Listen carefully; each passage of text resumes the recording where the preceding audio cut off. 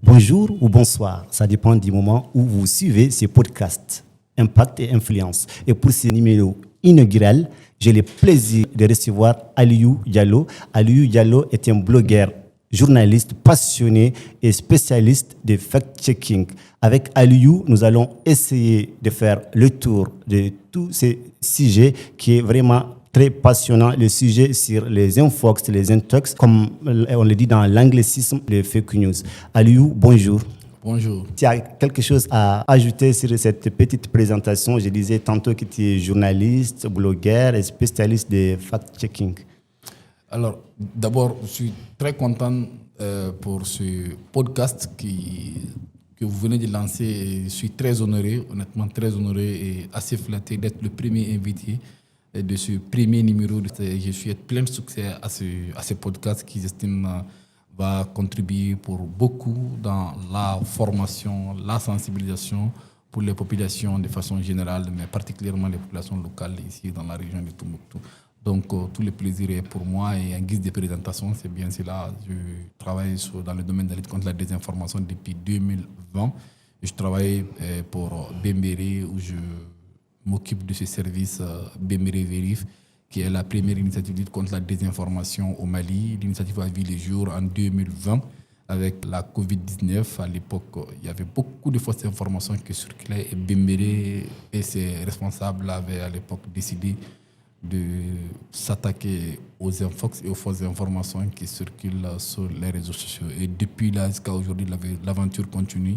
D'accord, Aliou, merci. Ensemble, on va essayer de nous plonger au cœur de l'information, de son impact, de son influence et de tout son rouage. Et Aliou, comment tu t'es retrouvé dans ce domaine, étant donné que Aliou est un diplômé en GRH? Bien, alors, je suis rentré dans le domaine de l'information et du blogging, presque de l'information et de la communication, presque par effraction, parce que, comme tu le dis, à la base, moi, je suis gestionnaire des ressources humaines, c'est ce que j'ai fait à l'université. Alors, d'abord, tout est parti, je pense, des événements de mars 2012. Le régime d'Amadou Toumani Touré venait de subir un coup d'État de la part d'Amadou Ahsanogo et ses hommes à l'époque. Et c'était le premier coup d'État contre un président démocratiquement élu au Mali. Et je m'étais insurgé contre ces putsch militaires et je le faisais savoir à travers les réseaux sociaux, notamment Facebook. Et donc, j'étais devenu à l'époque, on va dire, très audible, où j'ai partagé beaucoup, où j'ai dénoncé beaucoup ce qui venait de se passer. Et cela a quand même contribué à me mettre en réseau avec d'autres personnes aussi qui partageaient à l'époque la même vision des choses et qui partageaient ma façon de voir se tourner contre ce qui venait de se passer. Et donc cela a été quand même le chemin qui m'a permis de rentrer en contact avec d'autres personnes, notamment Abdoulaye Guindo et ses collègues qui à l'époque essayaient aussi de mettre en place ou quand même avait mis en place, mais essayé de structurer une organisation qui allait réunir les blogueurs du Mali, du Doniblog. Et tout est parti de là. Quand j'ai intégré cette organisation de 2012 vers 2016, j'étais vraiment que sur les réseaux sociaux. Mais c'est à partir de 2016 que j'ai véritablement commencé à écrire des articles, des blogs, sur des blogs, donc des articles sur des blogs, sur des questions qui me passionnaient à l'époque. C'était vraiment des questions de société, mais des questions politiques aussi et sécuritaires. J'aimais beaucoup m'exprimer sur ces questions-là de 2016 jusqu'à 2018 où Doniblog, en partenariat avec une ONG néerlandaise, Erendoulimia, ont lancé Bembéré. Et à partir de là, j'ai commencé à contribuer au sein de cette plateforme qui est toujours un blog collectif qui réunit pratiquement beaucoup de blogueurs au Mali, mais aussi des jeunes, des journalistes. Et à partir de là, j'ai commencé véritablement à contribuer pour la plateforme. Et les 2 premières années, j'étais très actif. Entre 2018 et 2020, j'ai beaucoup écrit pour cette plateforme. Et ça a été le début d'une aventure qui me conduit à là où je suis aujourd'hui. Ali, justement, puisque vous parlez de Bembéré, comme on le sait tous bien, Bembéré est une référence ici au Mali dans tout ce qui est fact-checking, lutte contre les messages de haine. Peux-tu nous expliquer concrètement quel est le travail que vous faites au quotidien, quelles sont votre méthode et quels sont les outils que vous utilisez pour traquer ces fausses informations? Bien, alors, je le disais tout à l'heure, c'est que Bembéré existe depuis 2018. Ça a été lancé en 2018 et c'est le fruit d'un partenariat entre RNW Media et Doniblog à l'époque. Et entre 2018 et 2020, C'était un Bembéré qui s'intéressait à beaucoup de sujets, qui invitait les jeunes à s'exprimer, à prendre la parole, à essayer d'influencer d'une façon ou d'une autre les décisions politiques. En tout cas, à s'adresser aux décideurs, à essayer de présenter eux leur façon de voir aux décideurs. Et à partir de 2020, je l'ai dit, on a connu une crise sanitaire mondiale. Et à l'époque, le besoin s'est tout de suite présenté comme quoi qu'il était impératif de s'attaquer aux fausses informations qui circulent en ligne. Mais bien avant cela, à partir de l'élection présidentielle de 2018, à l'époque, Bembéré avait vu un peu les prémices d'une désinformation en période électorale parce que les réseaux sociaux au Mali avaient pris une place assez importante dans tout ce qui est la circulation de l'information en ligne. Et à l'époque, déjà, on avait compris cela. Et en 2020, avec un partenaire, on avait décidé de former, Bembéré avait décidé de former à l'époque ses 20 meilleurs contributeurs sur le fact-checking. Et là, une formation, je crois, de 3 ou 5 jours où on nous a appris essentiellement à faire de la recherche inversée d'images avec les outils de recherche inversée d'images. Et l'aventure a commencé à partir de là parce qu'à partir de là, Bembéré a essayé de mettre en place le service Bembéré Vérif.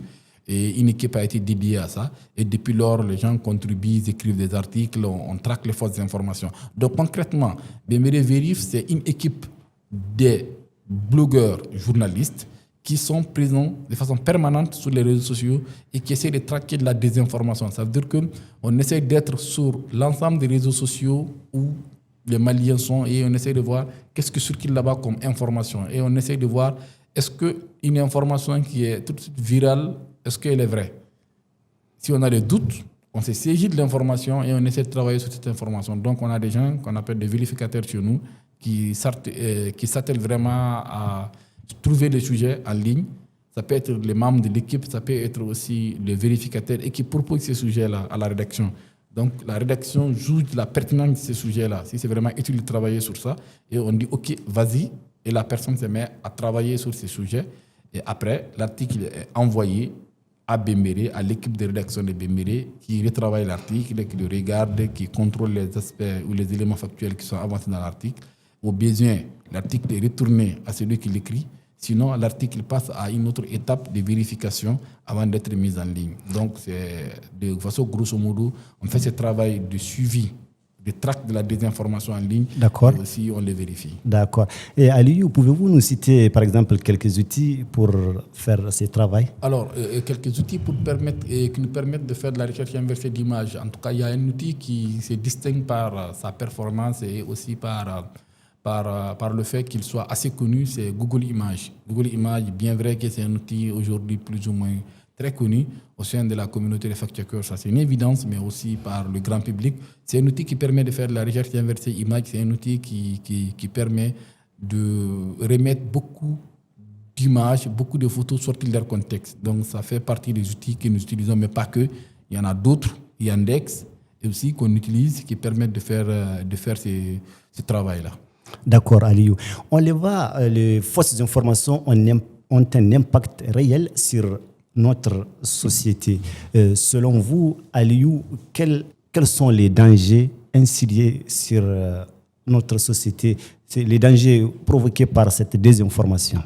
Alors, quand on essaie de voir les dangers de la désinformation, c'est que les dangers de la désinformation sont multiples et énormes. Parce que la désinformation, c'est par opposition l'information. C'est vraiment dans le but de désinformer l'opinion. Et aujourd'hui, le fait que pratiquement tout le monde s'informe sur les réseaux sociaux, sur Internet, si cet espace-là devient un espace où ne circule que de la désinformation et donc de mauvaises informations, c'est qu'on va se retrouver face à une société ou face à une population qui est sous-informée et qui est désinformée. Et une population sous-informée et désinformée, c'est une population, c'est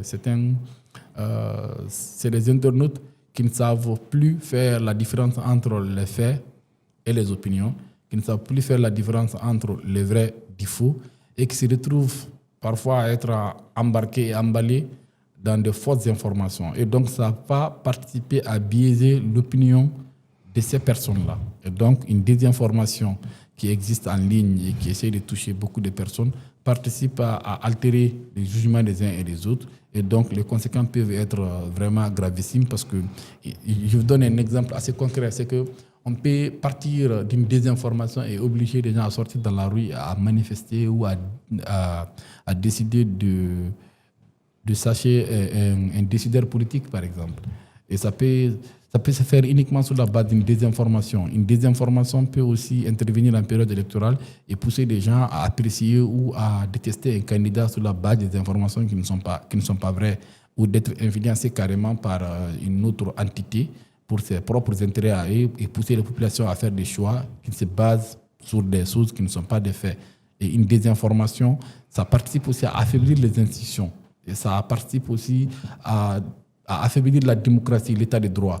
Donc une désinformation qui est ancrée et qui touche une population, une grande partie d'une population d'un pays, c'est un pays vraiment qui aura beaucoup de problèmes parce que qui n'aura pas une population éclairée et des citoyens assez informés pour pouvoir être maîtres de leurs propres opinions et baser leurs décisions sur des faits. D'accord, Aliou, merci. Et Aliou, face à l'essor des réseaux sociaux et à la démocratisation des intelligences artificielles génératrices d'images et de textes, comment est-ce que Bembere fait pour s'adapter à cette nouvelle réalité qui complique les tâches du fact-checker? Vous le dites bien, c'est que l'IA, en tout cas l'intelligence artificielle, vient encore davantage compliquer le travail des vérificateurs parce que le côté IA qui permet quand même à des internautes de générer des images qui n'ont jamais existé, parce que si autrefois on luttait contre des images sorties de leur contexte, mais là, avec l'IA, c'est que carrément on crée une image qui n'a jamais existé. Donc ça complique davantage le travail des vérificateurs de fait.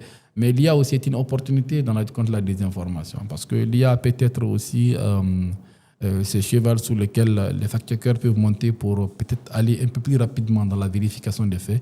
Et on essaye aussi d'aborder ces côtés-là quand on parle de l'IA. Mais au Mali, par exemple, on rencontre beaucoup d'images qui sont générées par l'intelligence artificielle sur les réseaux sociaux. Mais pour le moment, avec ce qu'on a, c'est que très rapidement, avec une observation assez attentive et avec juste quelques conseils adressés aux internautes, on parvient dans beaucoup de cas à déceler une image réelle d'une image générée par l'intelligence artificielle. Donc, ça fait qu'il y a beaucoup d'images qui sont connues comme étant l'intelligence artificielle. Même si les gens partagent, ils le partagent en connaissance de cause. Et là, c'est un fait qu'il faut quand même souligner. Et j'estime que cela aussi fait partie des résultats qui sont obtenus par les initiatives de fact-checking au Mali, qui depuis plusieurs années déjà travaillent à faire du fact-checking, mais aussi à faire de l'éducation aux médias et à l'information. Et donc, ça a permis aux gens, aux internautes, d'être alertes sur ces sujets-là. Donc, l'IA, c'est une véritable menace. Et on a du mal et on craint vraiment que l'IA puisse devenir quelque chose qu'on ne pourra pas, face auquel on n'aura pas des armes assez puissantes pour faire face. Mais pour le moment, on parvient plus ou moins à les contenir à travers nos séances d'explication et de sensibilisation qu'on fait à l'endroit des internautes. D'accord, Aliou. Face à la diffusion de ces fausses informations, voire des milliers, des millions d'informations sur les réseaux sociaux et dans les groupes de discussion instantanée, WhatsApp, Telegram et que sais-je encore, est-ce qu'il y a un réflexe à adapter pour ne pas tomber dans ces pièges? Alors, le meilleur réflexe, c'est de faire attention, c'est de ne pas partager les informations qu'on voit en ligne. C'est extrêmement important. C'est simple comme phrase, mais c'est très utile. Ne pas partager, c'est-à-dire? De ne pas partager, c'est de voir une information tout